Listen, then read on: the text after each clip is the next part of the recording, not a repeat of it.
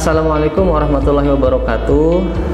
Halo, apa kabar semuanya? Balik lagi di channel ini, sebuah channel yang akan mengupas soal ekosistem administrasi, baik itu administrasi perkantoran, pemerintahan, sekolah, dan juga administrasi umum lainnya. Pada kesempatan kali ini saya ingin coba mengupas soal teknik penyusunan proposal. Tentunya sebuah tema yang sudah tidak asing ya bagi kita, mungkin teman-teman juga lebih mahir dari saya. Akan tetapi saya hanya ingin coba mengingatkan bahwa kita kali ini berada pada akhir tahun anggaran, di mana pada momen kali ini sangat dimungkinkan adanya sebuah peluang bagi kita pengelola satuan lembaga untuk mengajukan permohonan bantuan. Hal ini disebabkan karena dalam tata kelola pemerintahan, sebagaimana kita tahu bersama, ini terdapat sebuah mekanisme perubahan anggaran.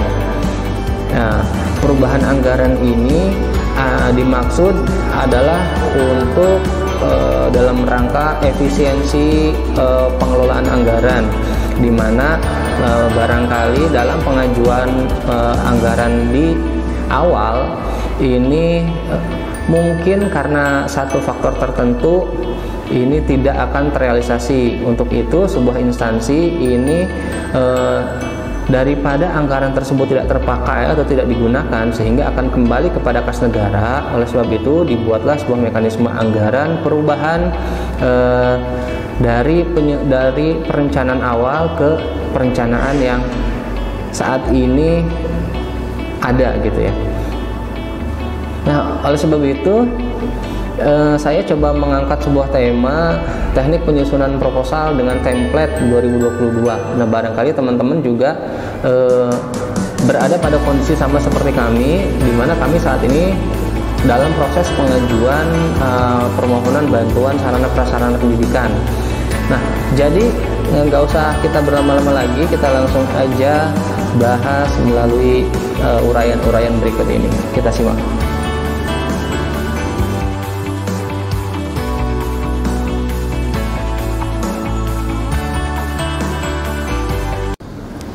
Pada dasarnya, sebuah proposal itu tidak memiliki sistematika baku.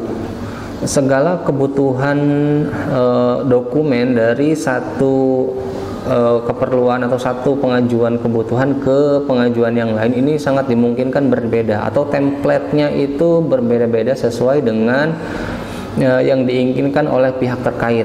Jadi kalau kita mengajukan ke Dinas Pendidikan, biasanya kementerian terkait memiliki sebuah platform atau template yang dipergunakan. Nah, akan tetapi kalau kita mengajukan ke instansi lain, ini mungkin saja berbeda. Nah, pada kali ini saya coba membuat sebuah template karena tidak ada panduan juklak juknis yang mengikat tata aturan naskahnya.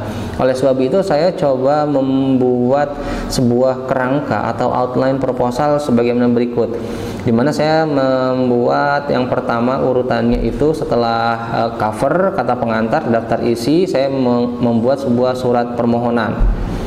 Lalu profil satuan lembaga, selanjutnya diikuti oleh analisis kebutuhan sekolah atau analisis kebutuhan satuan lembaga. Lalu tentu saja yang paling vital adalah rencana anggaran biaya, lalu ditutup serta lampiran-lampiran dokumen pendukung lainnya. Nah, jadi kita ulas satu persatu ya. Pada konteks surat permohonan ini menjadi sesuatu yang wajib ada, karena dalam tata arsip lembaga itu dari sekian banyak jenis dokumen yang dimiliki, tentu ada salah satu dokumen yang menjadi vital ya, yaitu dokumen ekspedisi, surat keluar, juga surat masuk. Nah, terkait dengan konteks penyusunan proposal ini pun harus tercatat dalam buku agenda ini, ekspedisi surat keluar. Yang dicantumkan adalah nomor registrasi yang kita tuangkan dalam dokumen proposal pada bagian surat permohonan ini. kan kita mencantumkan sebuah nomor registrasi surat keluar, misal 001 garis miring nama lembaga garis miring bulan dalam angka Romawi garis miring tahun. Nah, itu dipindahkan atau dituangkan ke dalam buku ekspedisi surat keluar, di mana biasanya sebuah buku agenda ekspedisi surat keluar ini ya berisi tentang satu uraian, yang selanjutnya adalah tujuan surat, lalu deskripsi tentang tanggal dan waktu, ya, hari dan tanggal, uraian, lalu tujuan surat, dan bisa juga paraf atau keterangan lainnya yang mendukung atau yang dibutuhkan oleh satuan lembaga.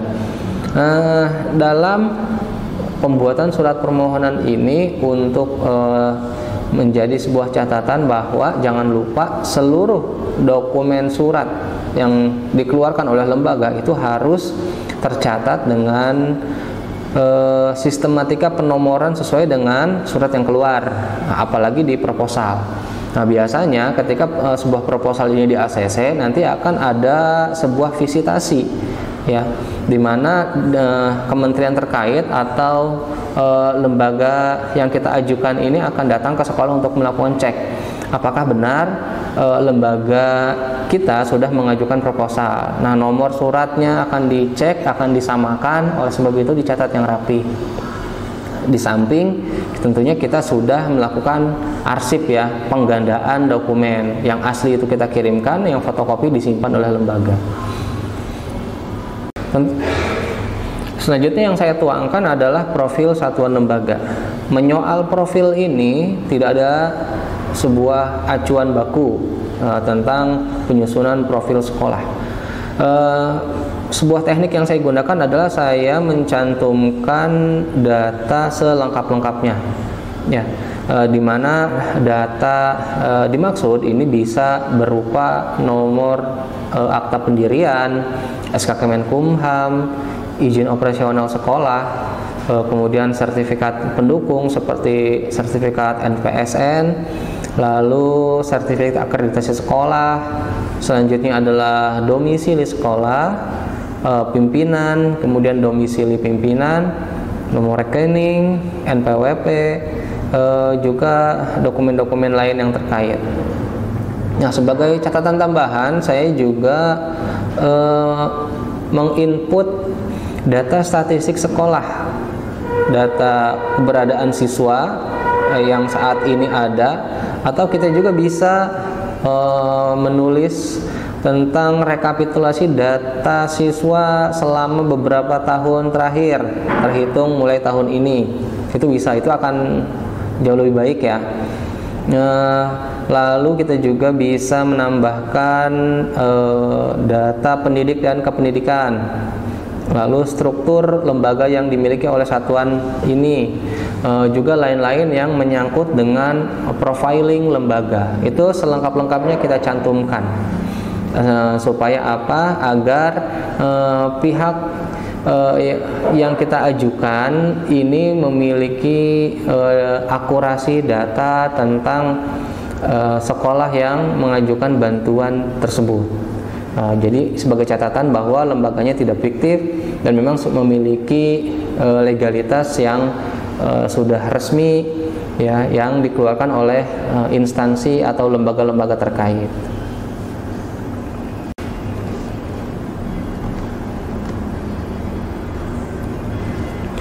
Lalu analisis kebutuhan sekolah. Nah, pada uraian selanjutnya saya membuat sebuah analisis kebutuhan sekolah.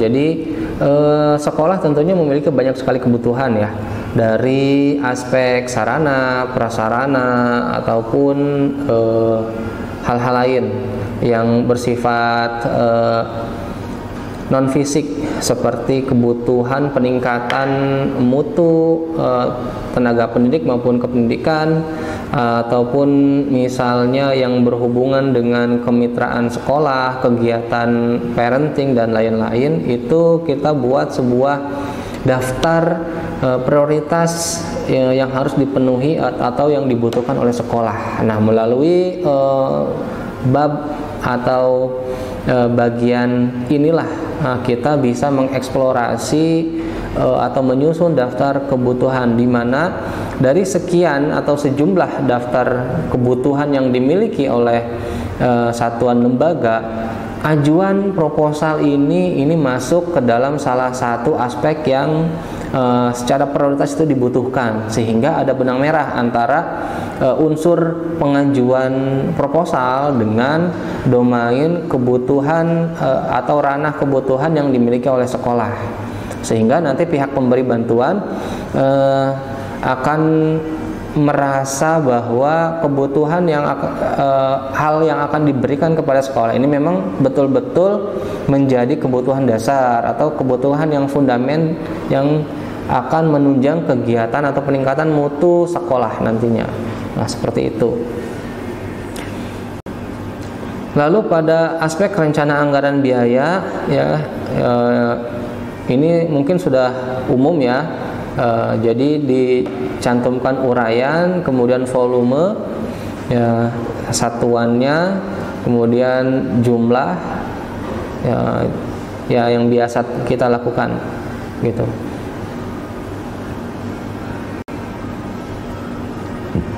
Selanjutnya adalah penutup. Jadi langsung saja ditutup dan kita lampirkan dokumen-dokumen yang akan memperkuat atau akan mendukung proposal ajuan yang kita buat ini.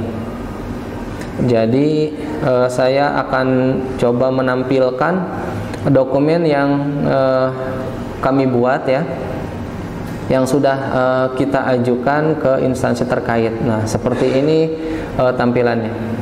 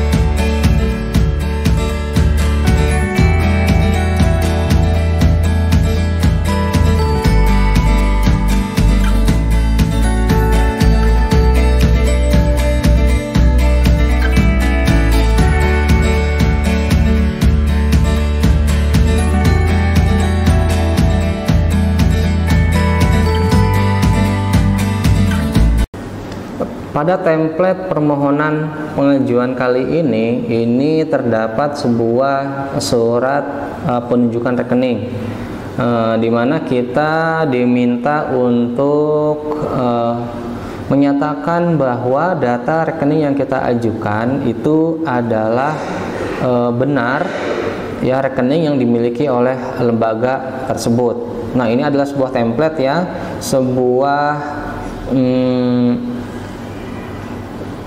acuan yang harus kita buat, yang berasal dari lembaga terkait yang kita ajukan. Jadi kita diminta untuk membuat surat penunjukan rekening ini.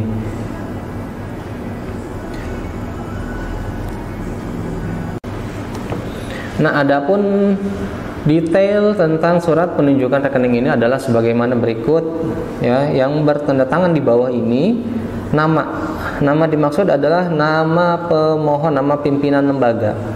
Oke. Selanjutnya adalah lembaga, disebutkan nama lembaganya apa, alamat domisili lembaga.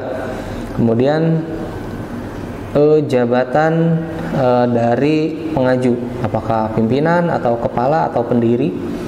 Dengan ini menyatakan bahwa rekening sebagai berikut, nomor rekeningnya, nama yang tercantum dalam rekening tersebut itu apa, dicantumkan.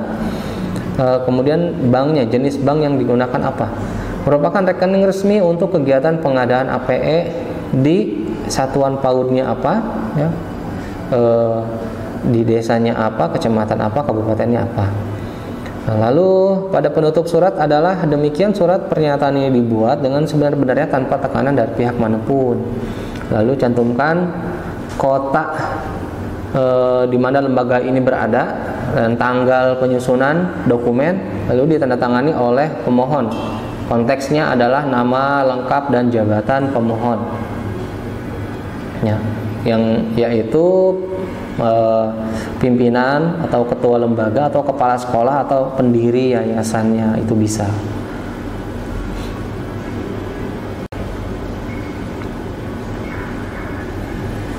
Selanjutnya dalam template yang diminta kepada kami bahwa kami harus menyusun surat pernyataan bahwa yang mengajukan ini, si pemohon ini merupakan adalah satu kesatuan dari lembaga yang tidak terpisahkan. Artinya pemohon mengajukan bantuan tidak atas nama pribadi, ya, bahwa pemohon ini adalah lembaga, ya, yang diwakili, ya. Jadi sebuah lembaga ini dalam mengajukan diwakili keberadaannya oleh pihak yang mengajukan permohonan ini. Jadi bunyinya adalah yang bertanda tangan di bawah ini, nama siapa yang mengajukan, bisa ketua yayasan atau kepala sekolah atau pendiri yayasannya, nomor identitas atau NIK, alamatnya di mana, jabatannya apa. Dengan ini menyatakan bahwa mewakili seluruh pengurus apa, sekolah, sebutkan nama sekolahnya atau nama lembaganya atau nama satuan pendidikannya apa, yang beralamat di, sebutkan, ya, di desa apa, kecamatan, kabupaten, lalu provinsinya di mana, akan mempergunakan bantuan dana yang diberikan Bank Indonesia dalam rangka program sosial Bank Indonesia PSBI sebagaimana program yang telah disetujui proposal kami dan bertanggung jawab atas penggunaan bantuan tersebut. Demikian surat pernyataan ini dibuat dengan sebenar-benarnya tanpa tekanan dari pihak manapun. Kotanya dicantumkan, kota di mana lembaga ini berada, lalu tanggal dokumen itu dibuat dan ditandatangani oleh nama lengkap dan jabatan si pemohon, gitu, ya.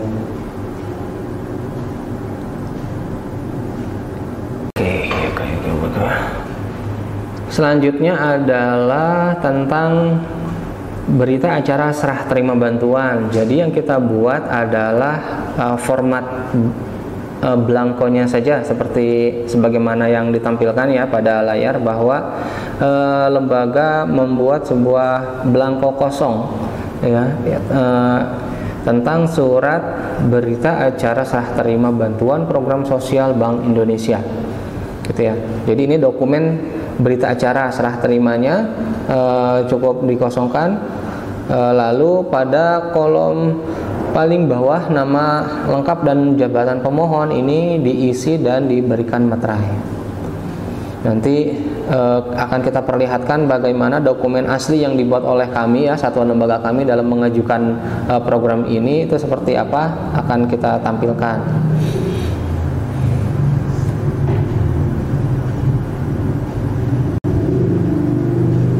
Nah teman-teman, biasanya kalau kita mengajukan sebuah permohonan atau proposal ke pusat ya, ke berbagai lembaga kementerian yang ada di pusat, itu biasanya diminta surat referensi bank ya.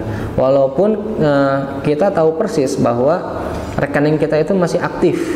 Nah, hanya saja untuk penguatan yang lebih kebutuhan administratif ini kita harus menunjukkan bukti surat referensi bank, di mana surat referensi bank ini berisi tentang sebuah penekanan bahwa rekening tersebut ini adalah rekening dari lembaga tertentu atau lembaga tersebut ya, dengan identitas-identitas lain yang akan mendukung kegiatan permohonan bantuan. Jadi artinya rekening yang digunakan oleh satuan lembaga itu adalah betul memang rekening yang sah dan akan digunakan sebagaimana keperluan yang kita mau. Jadi kalau kita mengajukan bantuan ke Kementerian Pendidikan umpamanya, maka surat referensi bank tersebut akan berisi kontennya itu sebagaimana surat permohonan yang kita ajukan. Jadi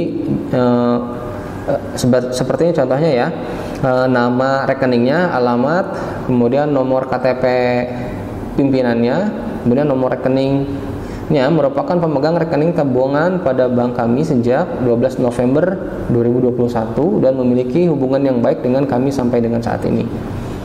Jadi surat referensi bank ini diberikan kepada pemohon untuk keperluan pengajuan bantuan sarana prasarana dan APE kepada Departemen Komunikasi Bank Indonesia dan berlaku maksimal 3 bulan sejak surat dimaksud diterbitkan. Biasanya surat referensi bank ini masa aktifnya maksimum itu 3 bulan sejak surat itu dibuat. Nah, gitu ya. Jadi kalau kita mengajukan sebuah permohonan ini melewati limit waktu tersebut, maka secara otomatis surat referensi bank tersebut itu sudah tidak berlaku. Nah, makanya dalam rentang atau jeda interval waktu yang diberikan kepada pihak bank ke kita, itu sebisa mungkin kita menyelesaikan semua tahapan pengajuannya ya, dalam rentang waktu 3 bulan ini. Jadi proses pengajuannya sudah selesai gitu.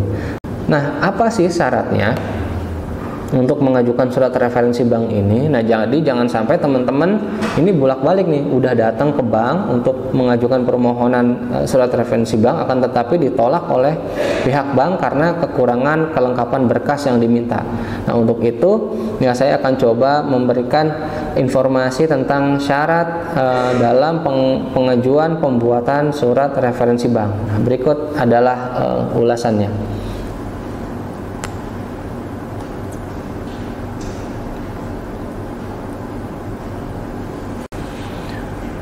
Oke teman-teman, jadi gimana sih cara kita bikin surat referensi bank? Pertama, kita bikin surat permohonan referensi bank ya. Contohnya sebagaimana berikut. Jadi ini adalah surat keluar. Jadi pastikan suratnya itu memiliki kop identitas lembaga kita, lalu nomor lampiran perihal. Nah, perihalnya ini ditulis surat permohonan referensi bank. Nah, kepadanya ini bisa dibuat di samping, di sejajar ya, seperti yang saya buat, ada di sebelah kanan. Nah, bisa juga di bawah itu sejajar dengan nomor lampiran perihal ya. Di sebelah kiri itu sejajar dengan kata-kata yang di atas tuh. Jadi pilih mana aja yang teman-teman suka. Terus tanggal pembuatan surat bisa di pojok kanan atas, bisa juga di bawah, di atas identitas si pemohon atau di atas kepala sekolah, itu bisa juga di situ. Jadi dengan ini langsung saja kepada inti suratnya adalah, dengan ini kami kepala satuan lembaga memohon surat referensi bank yang ditujukan kepada, sebutkan kemana kita akan mengajukan permohonan, untuk pengajuan apa. Jadi catatan yang harus digarisbawahi adalah jangan lupa kita harus mencantumkan, yang pertama adalah nomor rekening. Di sini saya lupa mencantumkan nomor rekening ya.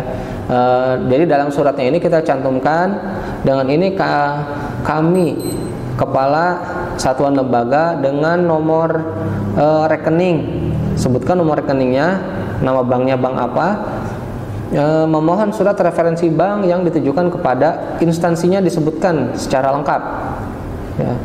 Untuk pengajuan apa? Untuk pengajuan sarana, untuk pengajuan gedung, untuk pemeliharaan gedung, untuk pengadaan sarana prasarana atau APE atau apapun, disebutkan secara rigid ya, secara pasti. Nah, nanti pihak bank akan membuat surat referensi bank sesuai dengan hal-hal yang kita minta gitu. Nanti akan dituliskan tujuan instansinya kemana dan maksud dari tujuan referensi bank ini dibuat untuk apa, nanti akan dilengkapi oleh pihak bank. Oleh sebab itu pastikan semua hal-hal yang akan diminta itu tertuang dalam surat permohonan ini.